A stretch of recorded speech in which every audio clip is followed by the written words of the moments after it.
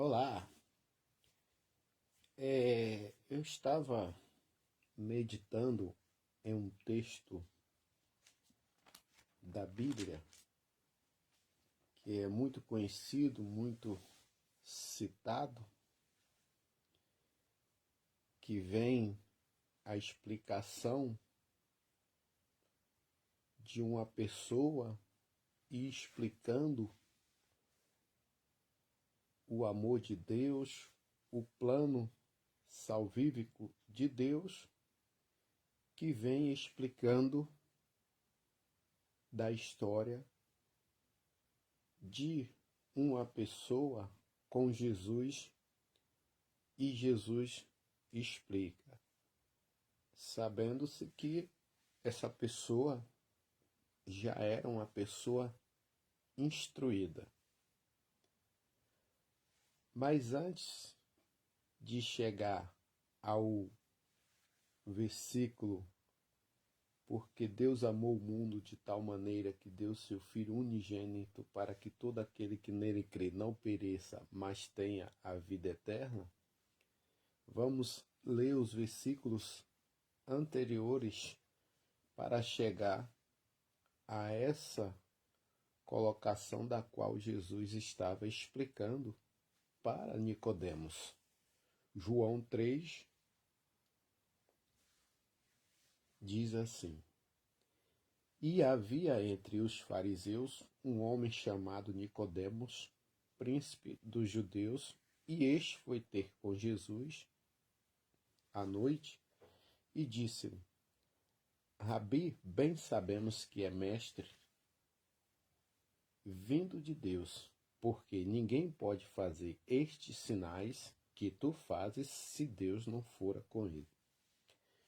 Jesus respondendo e disse-lhe: na verdade, te digo que aquele que não nascer de novo não pode ver o reino de Deus. Disse-lhe Nicodemos: como pode um homem nascer sendo velho? Porventura pode tornar a entrar no ventre de sua mãe e nascer de novo? Jesus respondeu: na verdade te digo que aquele que não nascer da água e do Espírito não pode entrar no reino de Deus. O que é nascido da carne é carne, e o que é nascido do Espírito é Espírito.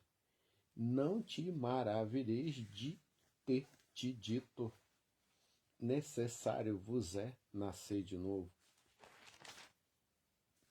O vento sopra onde quer, e ouves a sua voz, mas não sabes de onde vem nem para onde vai.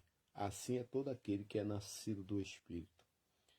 Nicodemos respondeu e disse: como pode ser isso? Jesus respondeu e disse: tu és mestre em Israel e não sabes isso? O que sabemos e testificamos, o que vimos, e não aceitai o nosso testemunho? Se vos faleis de coisas terrestres e não creste, como crereis se vos falar das celestiais? Ora, ninguém subiu ao céu, senão o que desceu do céu, o Filho do homem que está no céu. E como Moisés levantou a serpente no deserto, assim importa que o Filho do homem seja levantado, para que todo aquele que nele crê não pereça, mas tenha a vida eterna. Porque Deus amou o mundo de tal maneira que deu o seu Filho unigênito, para que todo aquele que nele crê não pereça, mas tenha a vida eterna. Porque Deus enviou o seu Filho ao mundo, não para que condenasse o mundo, mas para que o mundo fosse salvo por ele. Quem crê nele não é condenado, mas quem não crê já está condenado, porquanto não creram no nome do unigênito Filho de Deus. E a condenação é esta: que a luz veio ao mundo e os homens amaram mais as trevas do que a luz, porque as suas obras eram más. Porque todo aquele que faz o mal aborrece a luz e não vem para a luz, para que as suas obras não sejam reprovadas. Mas quem pratica a verdade vem para a luz, a fim de que suas obras sejam manifestas, porque são feitas em Deus. Ok. Interessante que Jesus, ele se depara com situações das mais variadas possíveis. E como eu disse, João explicando sobre a vinda de Jesus, sobre o plano salvífico de Deus na pessoa do seu Filho, e que Jesus estava explicando para certa pessoa entendida sobre o plano de Deus para a humanidade e também para o povo escolhido, que no caso Nicodemos entendia sobre a trajetória do povo hebreu, do povo de Israel. E Jesus começa a trabalhar o seu ministério e Nicodemos, ele, por ser uma pessoa que estava acompanhando a história de Israel, a história bíblica e da promessa de Deus de que ele enviaria o Messias. E quando Jesus começa o seu ministério, Nicodemos ele fica incomodado com aqueles acontecimentos e ele, para não se expor, ninguém se sabe se para defender a sua tese, os seus pensamentos, ou para até mesmo mostrar para Jesus qual que era o seu ponto de vista, e decide ir ter com Jesus à noite. E ele chega a conversar com Jesus, e ele, de acordo com seus conhecimentos, ele vê que Jesus estava fazendo aquelas coisas e não era de uma pessoa normal, sim de uma pessoa que estava sendo usada por Deus. E ele começa a perguntar a Jesus. E Jesus explica para ele a razão da sua vinda e o significado do novo nascimento. E Nicodemos, mesmo sendo uma pessoa estudada, mas na sua ignorância espiritual, na sua ignorância sobre os propósitos de Deus, a razão de ser do Evangelho e a razão de ser de um novo convertido, Jesus diz para que uma pessoa possa entrar no reino de Deus, teria que nascer de novo. E aí Nicodemos dá uma de matuto, de uma pessoa quase que sem informação, mas com aquilo que o ser humano entende, como que pode uma pessoa entrar na barriga da sua mãe novamente, já sendo velha ou crescida, até mesmo a partir do momento que a criança vem ao mundo, ele está sendo gerado no útero, envolvido numa placenta, e depois que aquela placenta se rompe, não há mais como a criança permanecer no útero, no ventre de sua mãe. Pois bem, e o interessante é que, infelizmente, algumas pessoas hoje também se encaixam na posição de Nicodemos. Muitos acham que já conhecem o plano salvífico de Deus, alguns acham que já têm bastante conhecimento ou estrutura para entender o reino de Deus, e quando na realidade não tem ainda estrutura espiritual, a cada dia temos que estar adquirindo.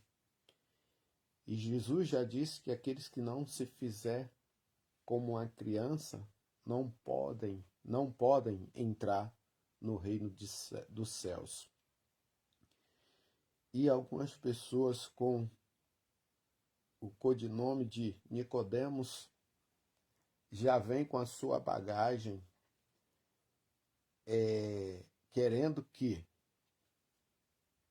a obra de Deus seja de acordo com as suas convicções, de acordo com aquilo que ele aprendeu, quando na realidade a obra de Deus ela é uma célula em constante desenvolvimento para que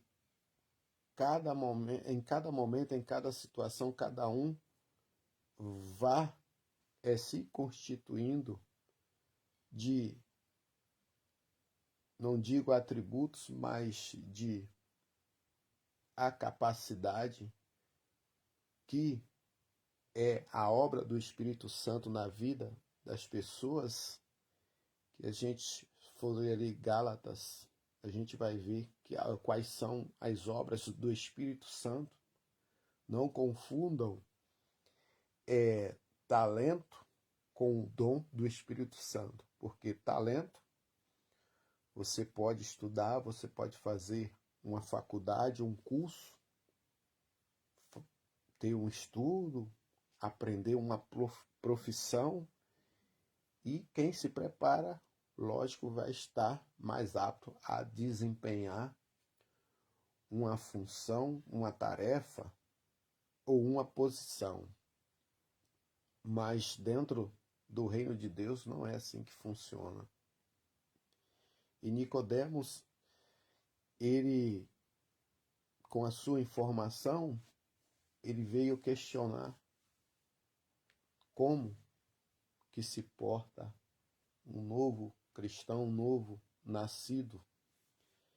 E hoje, infelizmente, algumas pessoas trazem consigo essa bagagem de que já sabem de tudo e que não há mais o que aprender sobre a caminhada cristã. E Jesus explica para ele que o amor de Deus,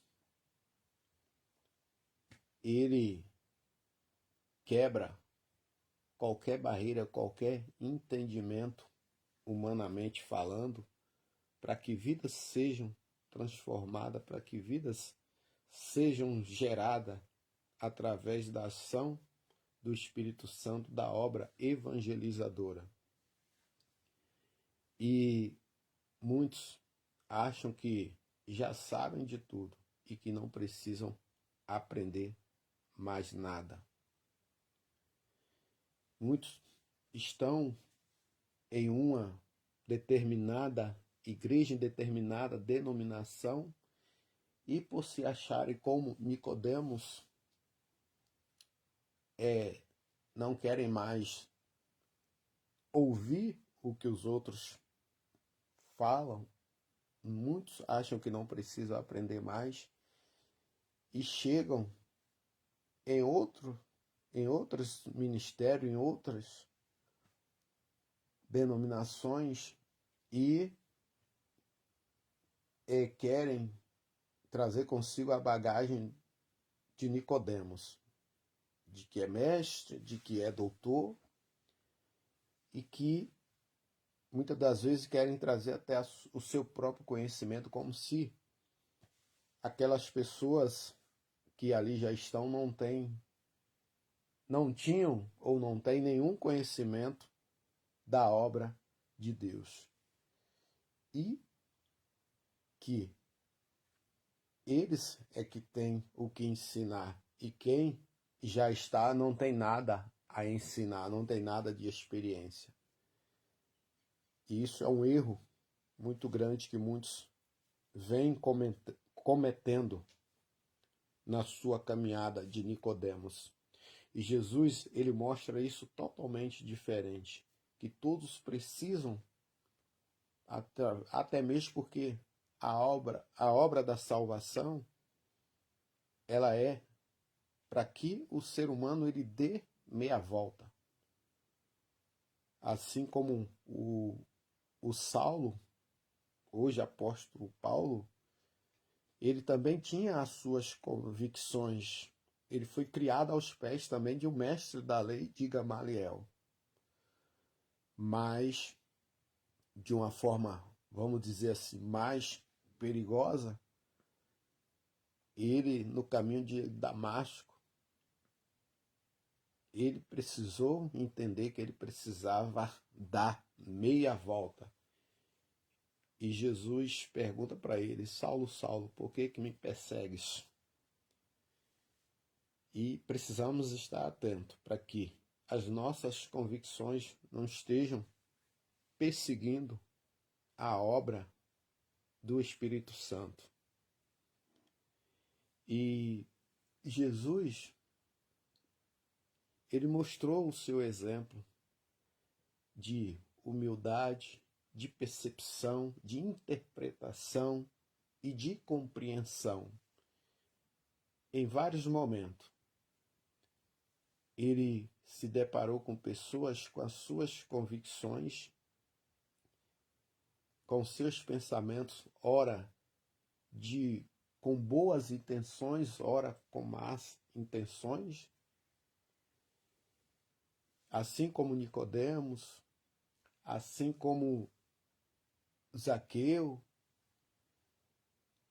e alguém disse para que ele não fosse almoçar, jantar na casa do moço lá, e Jesus disse: foi para isso que eu vim.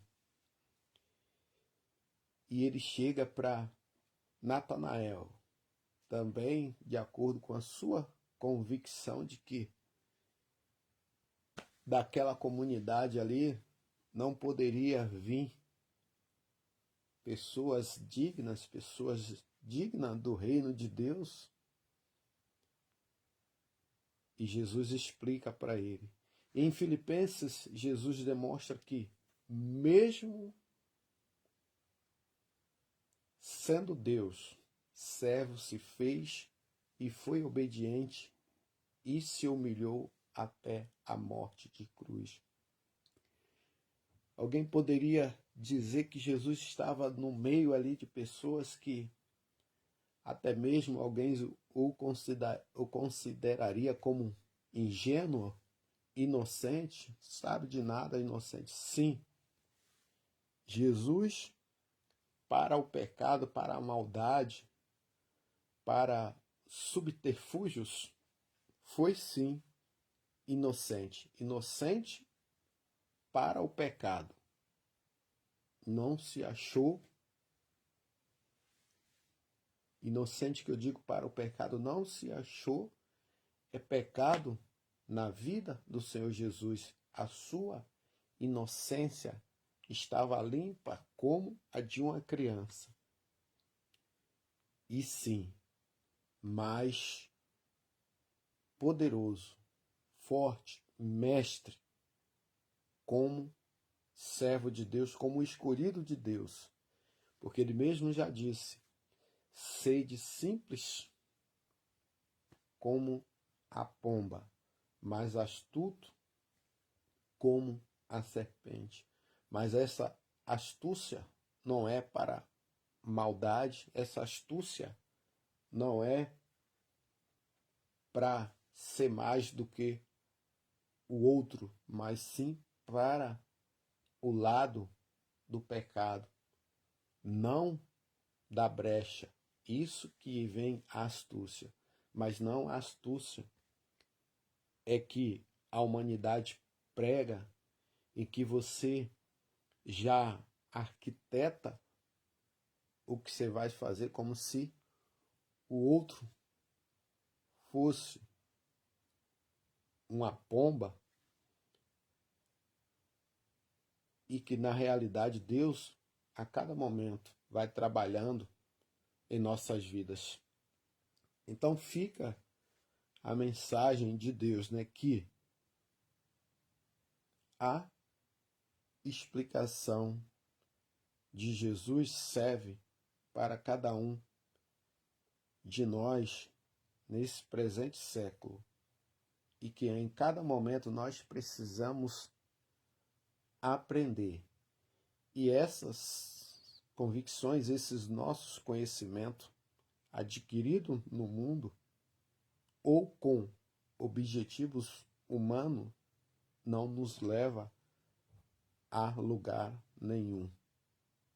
Que Deus possa nos abençoar e que a gente possa estar meditando na sua palavra, porque Deus amou o mundo de tal maneira que deu seu Filho unigênito para que todo aquele que nele crê não pereça, mas tenha a vida eterna.